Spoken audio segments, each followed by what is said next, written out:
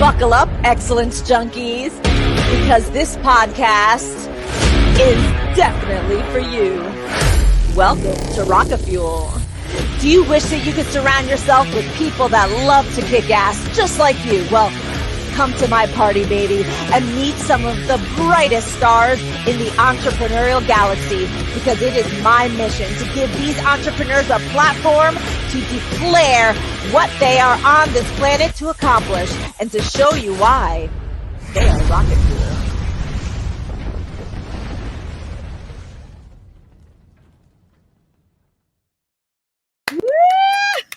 Oh, I am so excited today, guys.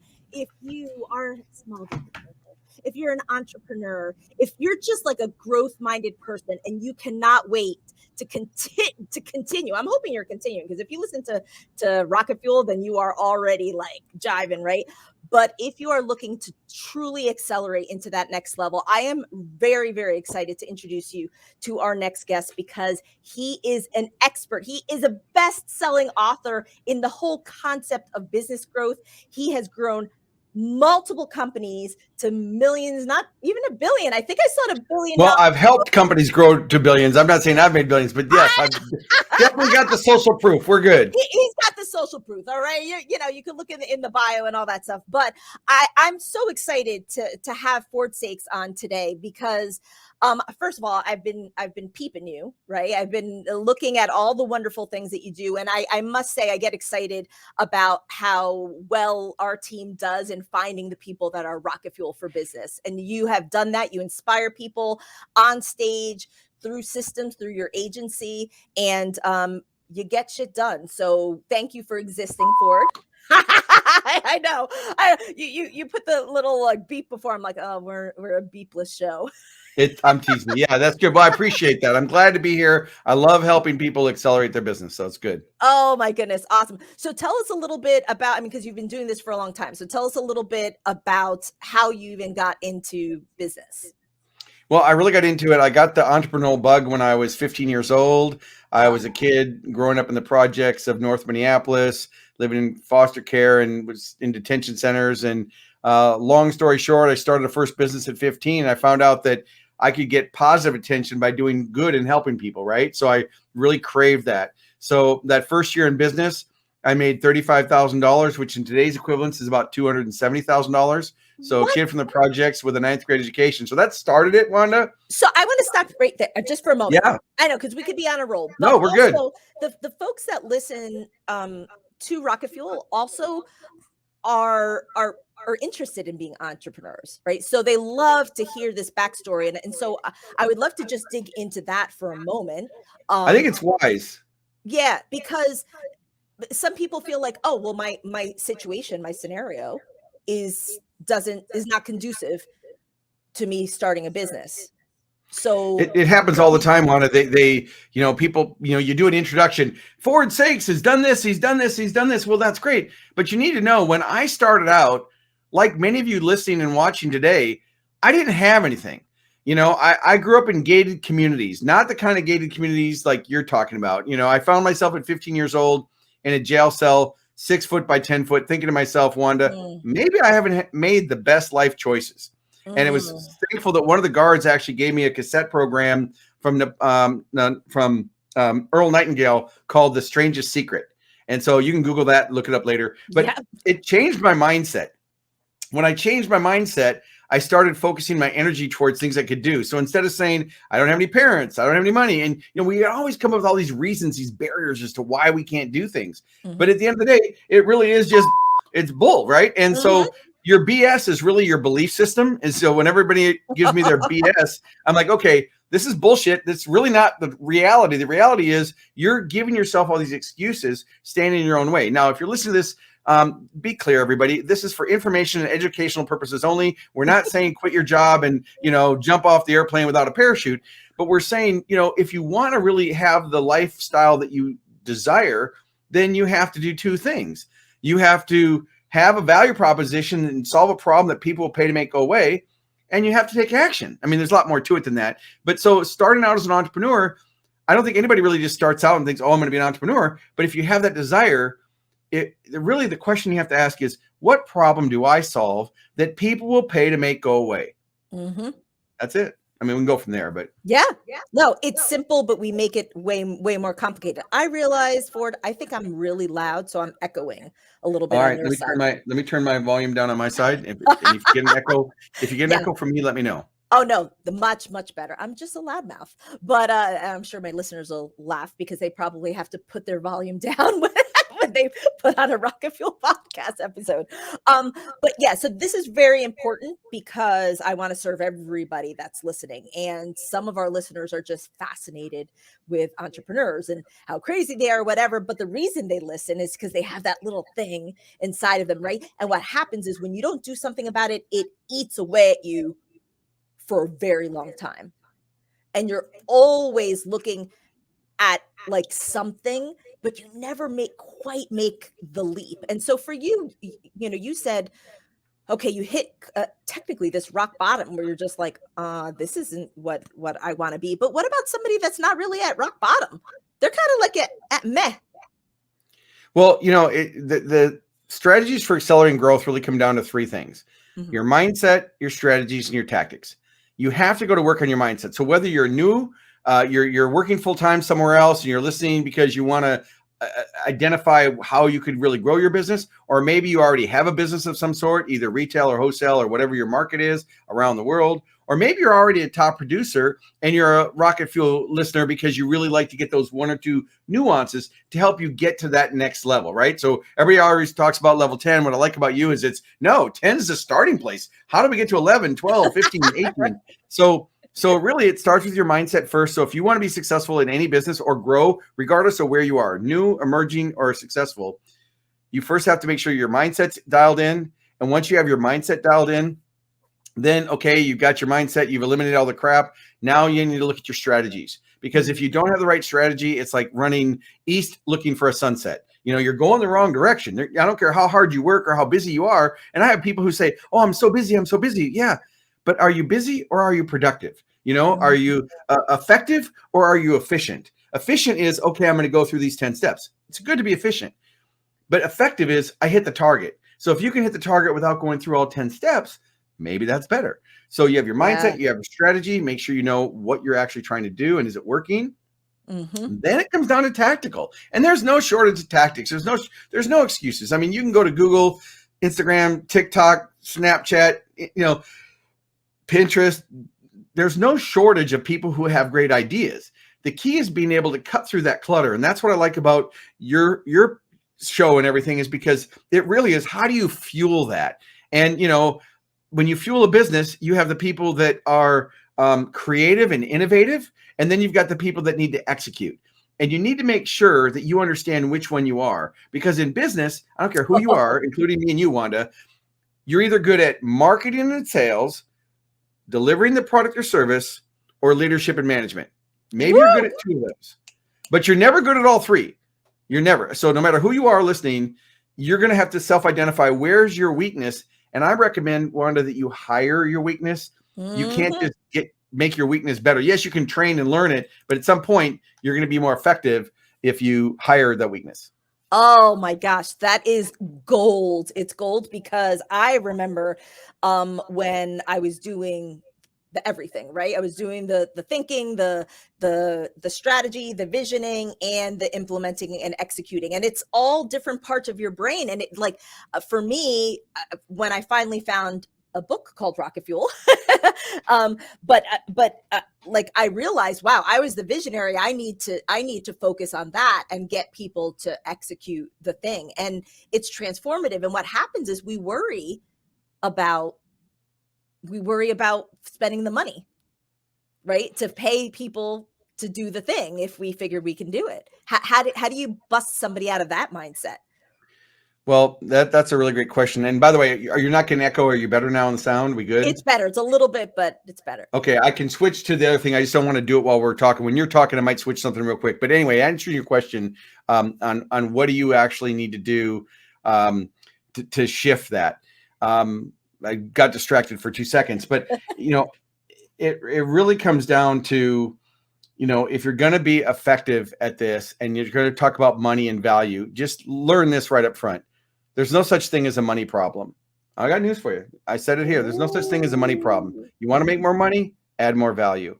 End of story. And so you might say, well, Ford, you don't understand my situation. And look, what I'm trying to tell you is value can be created out of thin air. I've had 17 different businesses and I've done a lot of different things, and not all of them were successful. I never went bankrupt, but some were really successful. I learned from all of them. And what I learned is it's never price. It's always value. I never reveal price before value. My keynote fee is 25 grand. You can Google it. Now that sounds impressive. It's not. I've got clients that charge 100,000 and I've got clients that make 2,500. So it doesn't matter about the price. Yeah. It's a measurement of value. Why wouldn't you pay me 25 grand? If I'm going to go into work to your organization, do strategy, or work with your executive board or your leadership team, and I help them generate more revenue because they shorten the sales cycle or improve their performance, why wouldn't you pay for it? So you just have to look at it from there. So if you're struggling right now and you want to make more money or you want to generate revenue, you need to go back to the value proposition. Are you clearly communicating the value? Are you clearly communicating the value to the proper people that can make the decision? Maybe you're barking up the wrong tree. And then what methods are you using, digital and traditional, what methods are you using to get your message to the market? And Wanda, what it really comes down to is those three combinations of the message, the market, and the method. So, what's interesting is that you kind of this underpinning of growing your business is really being curious and growing yourself as a person, right? Like kind of not accepting, it's interesting. And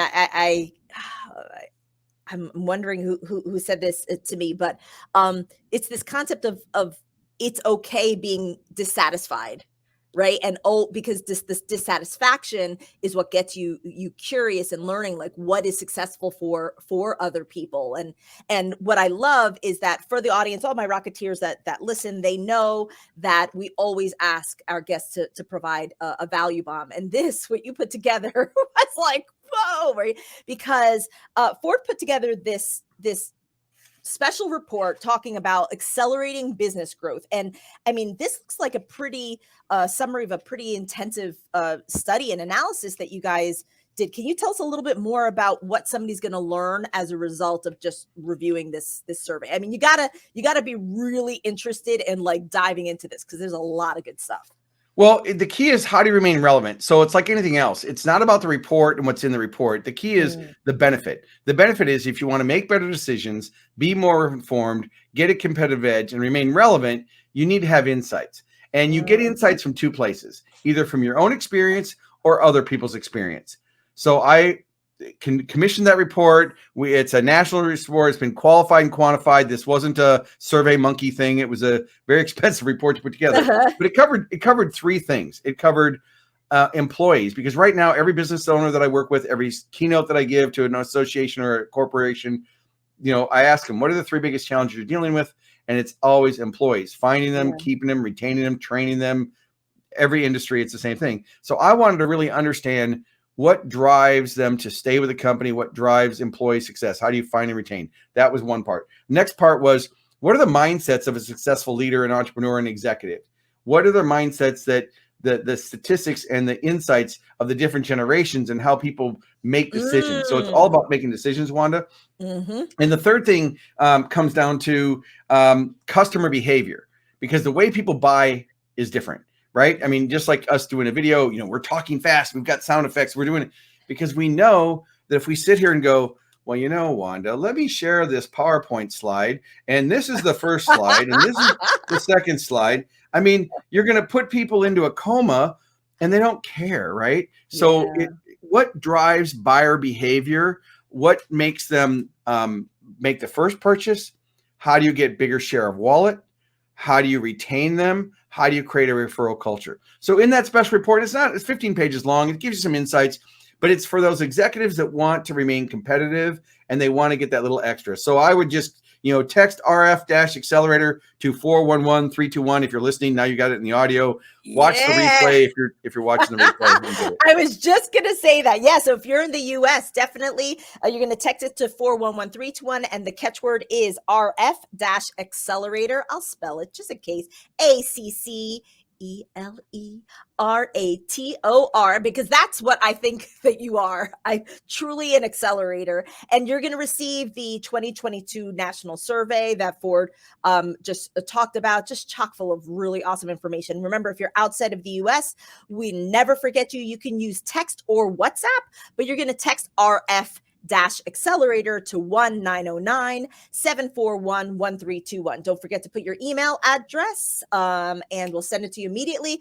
If we don't ask for your email, that means yay for you. You've texted another catchword. We know who you are and it's probably in your inbox already. So I wanted to ask you, Ford, about when you decided to actually be an agency. So you have these experiences in your own businesses and such, and then all of a sudden you decide, hey, I want to help other people do this. When was that? So I was successful in business. I invented several products that if I talked about, you would know. And what happened was people started to ask me, how do you sell to mass merchants like Walmart and Sam's and Costco? How do you sell to 4,000 dealers? How do you sell to Sharper Image and Sky Mall? How do you sell to chain stores? I started people were asking me how to do something. And so then I realized, okay, there's a business here. And so then I started helping them with consulting. And then they said, well, can you come speak to our group? And I'm like, sure. And I spoke for free for a while. And I'm like, wait a minute, this is a business. So I realized that people will pay more for information than they will anything. I mean, there were times when I was selling to Walmart where because I was selling an aluminum product that was manufactured, the aluminum cost went up higher than I was selling it for. For 6 months, I was paying Walmart almost $2 a unit because my raw costs went up, just like everybody with now with inflation. I couldn't change the contract. I was locked into the contract. So, if you have hard goods, I know you're dealing with supply chain issues and employee, like I get it, no matter what you are. But I learned that people will pay more for information than anything. And so then I said, okay, I'm going to do speaking, training, coaching, consulting, and membership sites and high-end consulting and that. But then I found out people don't want to do it. You can tell them all day long. If I tell you, hey, you should start a podcast and you should get guests, they just want to interview people. They don't want to set the meetings. They don't want to they don't want to get the lead magnets and set up the text back and do all the stuff that's necessary, right? Yep. So that created the agency. So for those of you listening, I want you to step back from your business and ask yourself, I don't want to make it more complicated. This isn't about adding more to do. This is about maybe doing less. So it's about, pick something you want to start doing, let go of something you want to stop doing, and what do you want to continue doing? So it's not about doing more. It's not, okay, I want 10 new ideas. Nobody needs more to do. They need to be more effective. So the agency was created because I would go out and speak and train on digital marketing and the customer journey and how to generate sales. And people would say, well, you really understand this stuff. Can you build us a digital footprint? And we would say, yeah, we'll fix your website. We'll fix your search engine rankings. We'll fix your social media. We'll integrate sales funnels. Well, yeah, that's what they wanted, but they wanted to hire someone that understood it because unfortunately in this arena that we live in, anybody with a microphone and a webcam is now an expert, right? And so it's really hard to differentiate the true leaders from the past. So for those of you listening, Google my name, Ford, F-O-R-D, last name S-A-E-K-S. I've got 100 views of Google reviews, 5-star on my name. I've got my company because you have to build social proof. So one of the action steps I want you to do after this episode is to go online and Google your company, Google your name, Google your leaders, Google your executives, see what shows up. What shows up in Google, what shows up on Facebook and LinkedIn and Twitter and Instagram and Snapchat and TikTok now and whatever else, because that's part of your brand and your digital footprint. Yeah. So I know it's a long answer. That's what we call a long road to a tiny house. But the point is the agency was created to solve their problem and do it profitably. You don't go broke making a profit. Now, for me, I have a mission in my company. We do 3 things: happy bank account, happy clients, happy team. And so that's we strive for that. By no means are we perfect at that. Sometimes we get it wrong, but that's our driving force. What does success look like? Is this going to help solve the client or serve the client? Is this going to help us generate more profit? And is this going to create a great culture where people want to work? Because the culture thing, when you talked about the 3 areas, my 2 areas are delivering the product or service and marketing and sales. I love it. Yes. Leadership. Yes, I can do leadership and everything else, but my strength is looking at someone's value proposition and saying, okay, I can help you shorten that sales cycle, or I can help you bridge that gap, or I can help you. You don't have a referral system, or you need to bundle this differently. You're leaving money on the table, whatever. You get the point. Yes. Yeah. No, it's extremely, extremely valuable to be able to have a different perspective. And I just think about when I started my business, it will be 17 years ago, but I felt like it was a lot harder to find resources, experts, and mentors to help build a business. Right. Like it Yes. just, I felt like I was struggling. And honestly, it took me 10 years to finally hire my very first coach. And I was like, what? This was out there because it was such an accelerator. So what I love about what you've put together is it's not just the coaching. It's the execution, because Ford, you hit it the nail on the head. I can't tell you how many times I teach people how to optimize appearances and use the technology and all that stuff. And then it just falls on them not wanting to do the thing, which is why we started an agency too. So I love that. And it's unique. It's unfortunately unique in the industry for somebody to look at all aspects of the business and be able to do that really, really well. So Well, and I think that's why the social proof is so important. You need to vet the people before you work with them, because again, this business or any business, it's easy to get into. It's hard to stay in and be relevant. So when we were talking in the green room before the live episode, we were talking about, I've been doing this for 34 years. Obviously, that was before the internet. So I started as an entrepreneur. I did grassroots marketing. I did direct response marketing for many, many years. When the internet came over, direct response marketing is the internet. So I've transitioned into the internet, and you can never know it all. You would think that things would get less complicated over time, and it's more complicated. So you said in the early days it was hard to find a coach. Now the problem isn't finding a coach; it's finding the right one that isn't just full of crap, that really can deliver on what they are. And here's the second part of that for those of you listening. Wanda and I are responsible to you, not for you. We're giving you the water. We can lead you to water, but we can't make you drink. And so on my consulting programs, what I have, Wanda, is a disclaimer that says, you understand by executing this covenant that you're responsible for your actions, and then in parentheses, and inactions. Yes. Your successes and failures. So the responsibility is on the person, because we can teach you how to get leads and how to improve your mindset and how to develop and how to rocket fuel your business. But at the end of the day, you have to execute. And so many people would want to project and blame other people for their own success. And at the end of the day, you got to look in the mirror and say, okay, I'm fully responsible. It starts with that mindset. I'm responsible for everything in my life. Every decision I've made up to this point has got me to this decision. If I have failed, own it, move on, don't live in it, use it as an opportunity to grow. But if you have victimhood mentality, then I'm suggesting that the first thing you do is forget all the strategies and tactics. Figure out who you want to go as a mindset person. There's no shortage on the internet. There's so many great books and mentors and resources there's so many, and there's some really, really, really good ones. My suggestion is, do you have a success library, and what's in it? Do you have a mastermind with people that are critical thinkers that will call you on your crap? Are you surrounded with people that will actually critically give you insights, or are you surrounded with victims that would rather see you fail, and subconsciously they're sabotaging your own success, and you're playing small? Nelly. Yep. Yeah, absolutely. You talked about books. So tell me a little bit. I know that you are the author of 3 books, and you're like guru in that business growth section. So there's Superpower. There's Superpower is more of a personal growth book. Superpower is relevant for anybody. It can be college kids all the way up to executives. It's more about mindset. It's the mindset piece. Accelerate is more of the marketing piece and the business growth. And then Profit Rich Marketing was specifically on marketing. But the key here, some people like to read, some people like to podcast. I'm not here to tell you do one or the other. I'm here to help you think about this. Make a list of the top 10 traits that you need to develop to be successful in your career or in your job. So whatever role you have, if you work for a company or you own a company or you run a company, you work for a company, doesn't matter.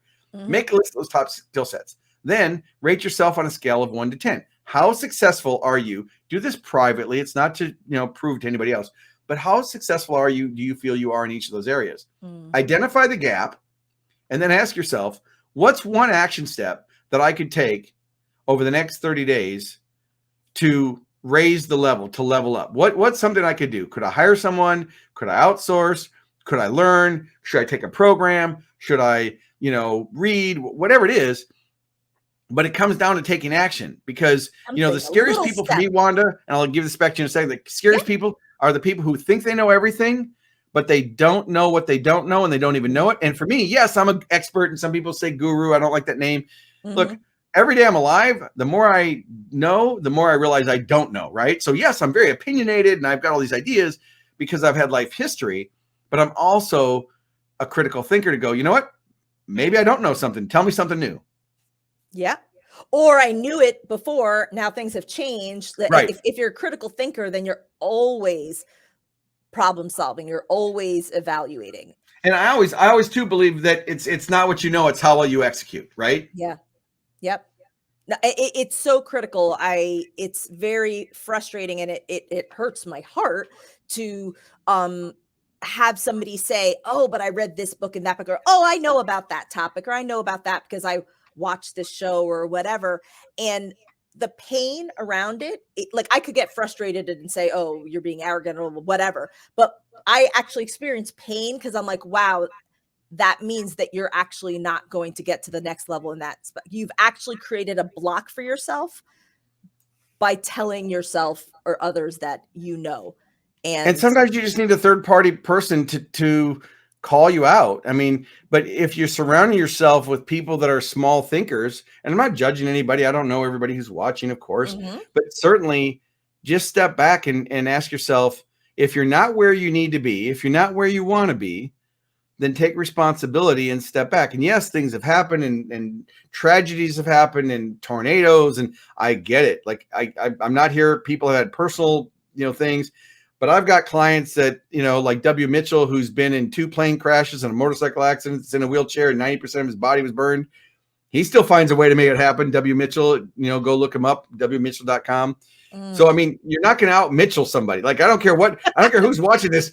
You're not going to have it worse than that guy, most likely. I mean, there's always somebody who's going to be better. And that's the other thing. I'm just going to touch on that for just a second. Yeah. There's always someone that's got more viewers, more listeners, let it go. Like, do you, there's plenty of opportunity out there for everybody. Yes, you want to compare and learn, but don't let that stop you. I love it. I love it. Well, it is evident why you are #Rocket Fuel. I love it. And I want to give the audience and the listeners an opportunity one more time to get this amazing resource. You're going to text RF-Accelerator 2411321, all right, to receive this awesome survey. But honestly, along with the survey, you're going to get Ford's contact information. Email him, connect with him, like just move forward, even if it's having a conversation. Clearly you're just the fountain of value. You like sharing. So that's really important. Okay. If you're outside of the US, remember you can text or you can use WhatsApp, but we're going to have you text RF-Accelerator to 1-909-741-1321. All of that will also be in the show notes, but I hope that you pulled over or stopped jogging or doing whatever you were doing and you actually texted for the resource, because our goal is to inspire you into action. All righty. Any final words, Ford? No, like I said, I brought this up, it's not what you know, it's how well you execute. So if you've heard something today that's inspired you, what action could you take on it? Connect with me on LinkedIn. I'm easy to find online, so there's no shortage of that.